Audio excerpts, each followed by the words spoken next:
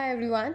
So we'll be exploring the third type of price discrimination in this video, third degree price discrimination. And this is very often observed in day-to-day lives as well. You might have wondered while booking a airline ticket that if you go on to an option with the student or to the option of old age people or the senior citizens, you say, so they have some concessions, so you can avail student discount or senior citizen discount on airline ticket booking. Especially you can do it on Air India. That's all I know.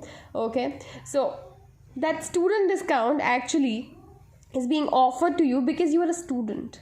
You're a special category of market who does not have that much ability to pay a high price for that airline ticket because you're not earning, you're a dependent, right? Now compare yourself to a businessman or a person who works for a company, and the company makes booking for his particular tickets.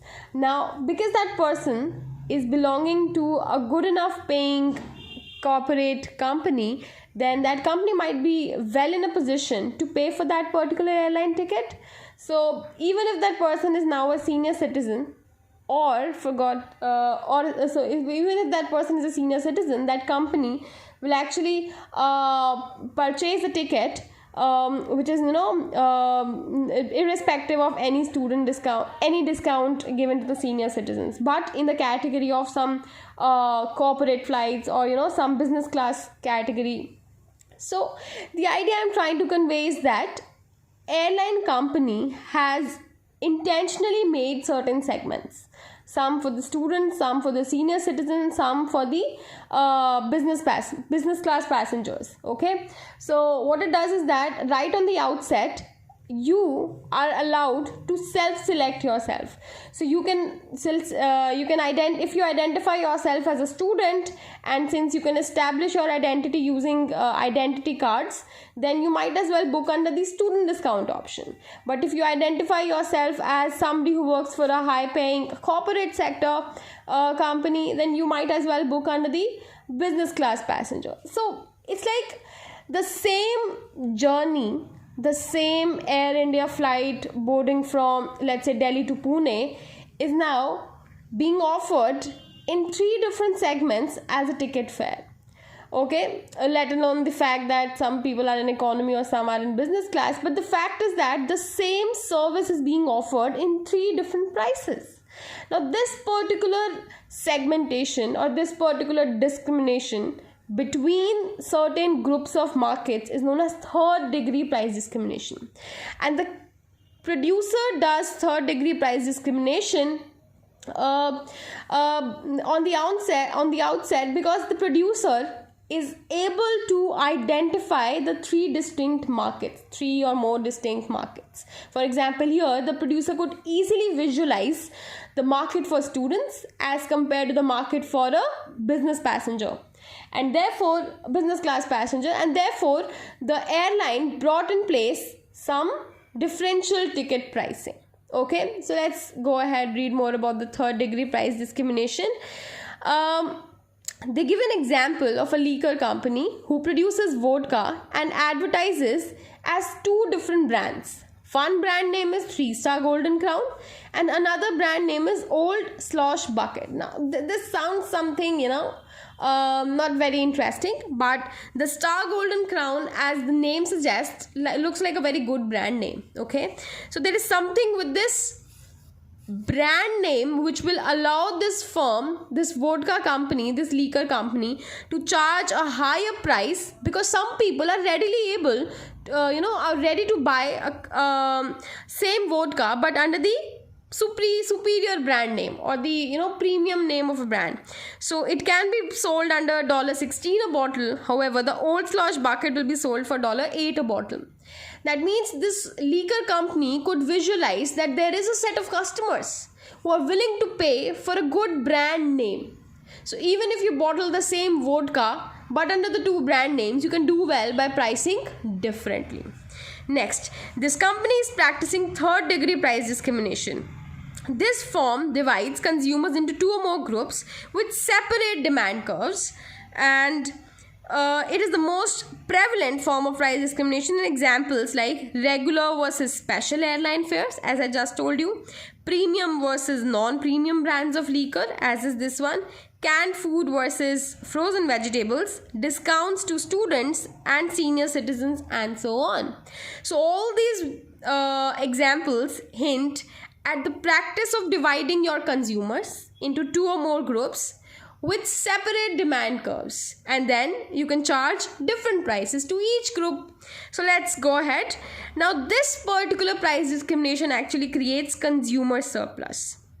Now because you have created three different groups, each of the groups is now able to earn some consumer surplus. For example, if the airline ticket was priced too high, a student might not have been able to travel by air.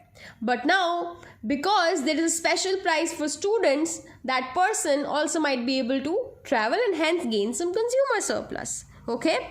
So, for example, students and senior citizens are usually willing to pay less on an average. So this is the same example which I just told you. We were not going to spend more time on it. Now, we'll just proceed with how will the pricing be done in such a market? A market or a phenomenon where third degree price discrimination is practiced, how will the pricing be done? There are two steps to it. First condition is that the marginal revenue in both the markets should be equal. Why so? Consider that marginal revenue in one of the markets is higher than marginal revenue in the second market. What will the producer do?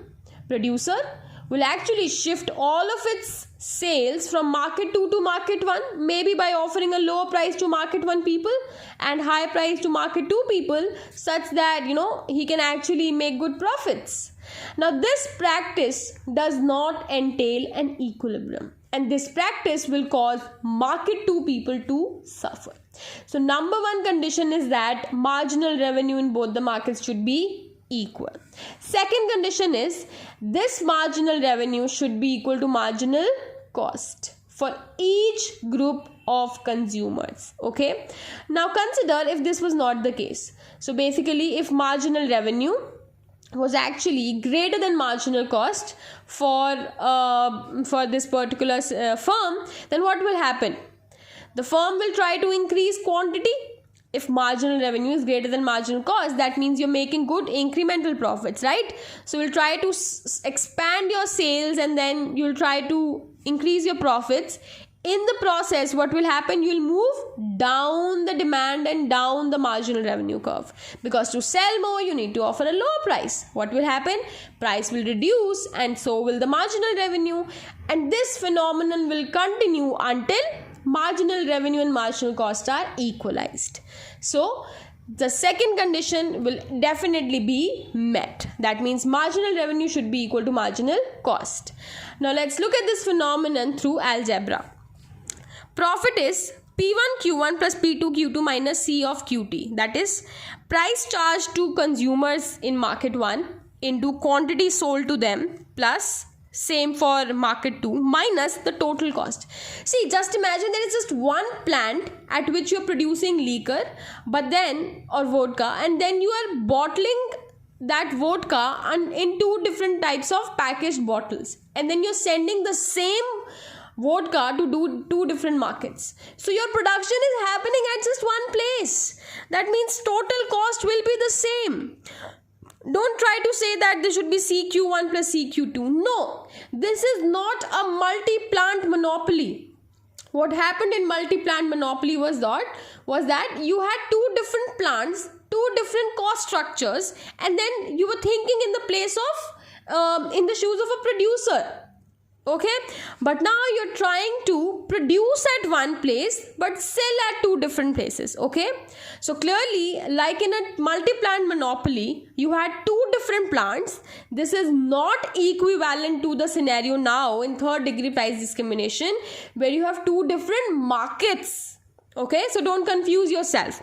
So this will be your profit function, and then you'll try to come up with the equilibrium condition for market 1 and market 2 both. So firstly, if you differentiate this equation with respect to Q1, or you can also visualize it as that the incremental profit for the last unit sold is 0. That means the change in pi due to change in Q1 is equal to change in P1 Q1 upon change in Q1 minus change in C upon change in Q1. I'll not differentiate this because I'm looking at it from the point of view of Q1, keeping Q2 constant.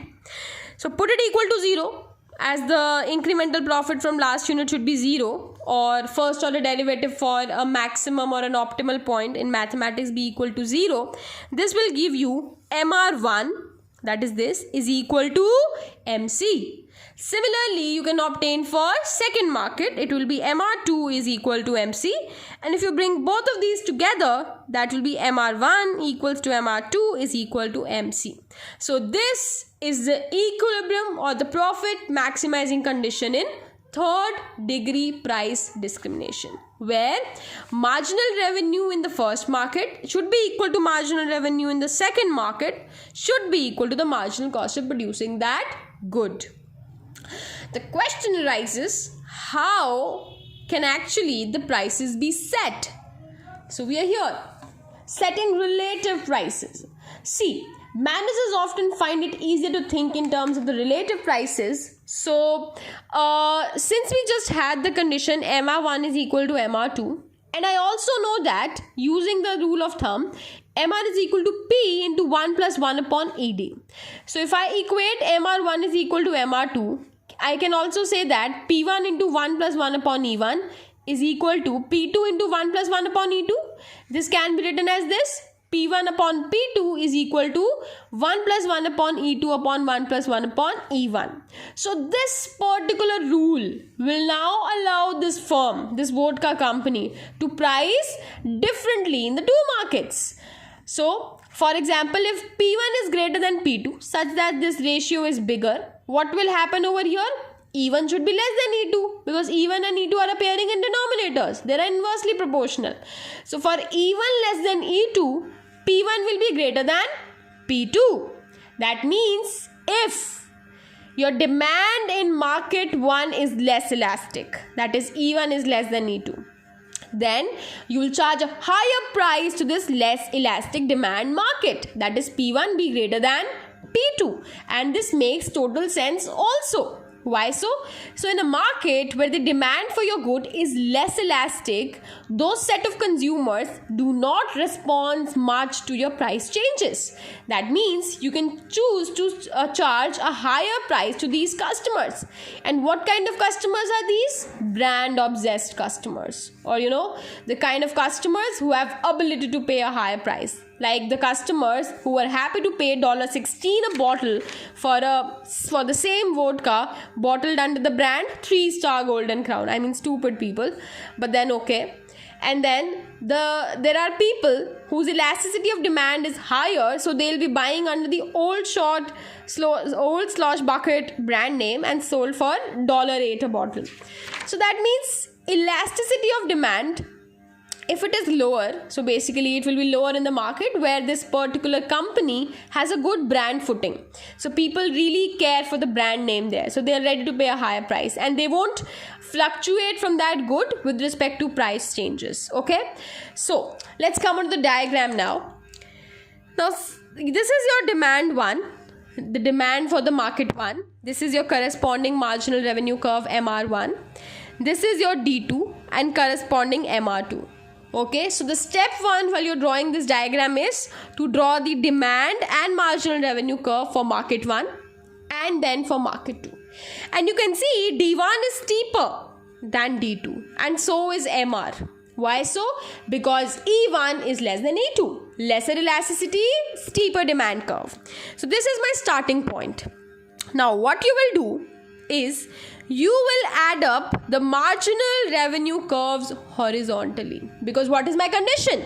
My condition is MR1 equals to MR2 is equal to marginal cost. Your marginal cost is the same. Cost structure is the same. And try to make your cost curve quite horizontally so that it does not rise steeply like this. Okay? And it should be in this fashion that it has a good horizontal or softly rising range. So that's your marginal cost curve. What you do is that you add up your MR1 and MR2 curve horizontally and obtain a curve MRT, that is MR total, that is sum of marginal revenue 1 and marginal revenue 2. This will allow you to map your maximization of profit equilibrium. You look at the point of intersection of MRT and MC, that is point A, and then draw a horizontal line from point A to the y-axis. Now wherever this line has intersected the two markets' marginal revenue curves is their respective equilibrium. So this horizontal line cuts my market 2's MR curve at point B and market 1's MR curve at point C.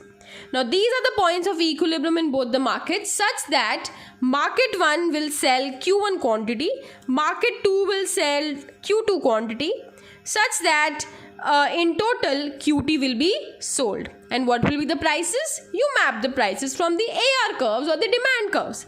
You take this line up until the AR1 curve. So that is AR1. This will give you price of P1. And you again take this quantity till AR2 curve. This will give you price of P2. And you can clearly see that because the demand is less elastic for market 1 as compared to market 2, price P1 is greater than P2. So that's the game. You charge a higher price to the market which has lower elasticity of demand. There's a caveat to third degree price discrimination. So in scenarios when your market is such that one of the markets is quite small, then it's better that you don't price discriminate. Okay, you operate in just one of the markets rather than losing out by operating on the smaller market in the face of steeply increasing cost. So basically there are two things to remember. When you have a smaller market, like in this diagram, there is D1 for the smaller market, D2 for the bigger market, and your cost curve is rising steeply. You see over here, how is your marginal cost curve? There's a good amount of range before it starts rising steeply. But here, your marginal cost curve is rising steeply right from the start. That means in such a scenario, when your market is small and MC rises steeply, it doesn't pay the firm to price discriminate. Okay, so it will be better for the firm to only operate in the bigger market and charge a price at the point of equilibrium, MR equals to MC, charge price P star and quantity Q star be sold, rather than operating in this market, because operating in this market would mean that you charge a very low price. So you have to charge this lower price. I mean, that doesn't make sense, right? So in such a scenario where you have two groups of consumers, however, but the marginal cost rises quite steeply and demand for one of the markets is quite small, so you can do better by just selling to the bigger market. Okay, so this is so because increasing costs are going to offset your increase in revenue due to price discrimination. So that was one of the caveats to third degree price discrimination when you should not be doing it. But otherwise, this was all about third degree price discrimination, how it's quite an interesting case, how the firm can choose to price discriminate based on the knowledge of elasticities of demand. Okay, thank you for watching the video.